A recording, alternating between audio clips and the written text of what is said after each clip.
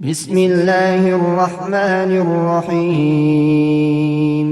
يا أيها الناس اعبدوا ربكم الذي خلقكم والذين من قبلكم لعلكم تتقون. الذي جعل لكم الأرض فراشا والسماء بناء وأنزل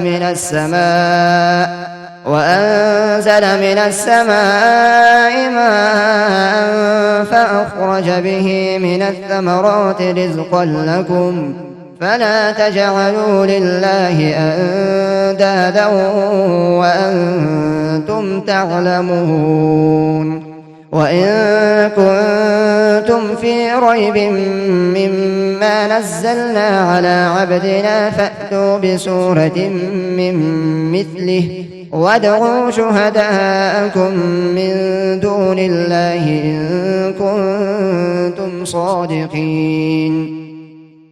فإن لم تفعلوا ولن تفعلوا فاتقوا النار التي وقودها الناس والحجارة أعدت للكافرين.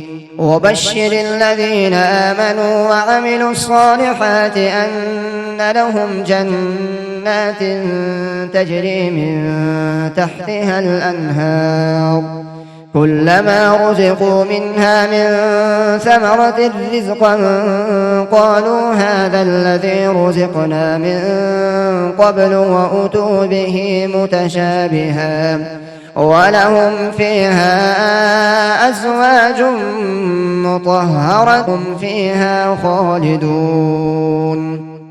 صدق الله العظيم.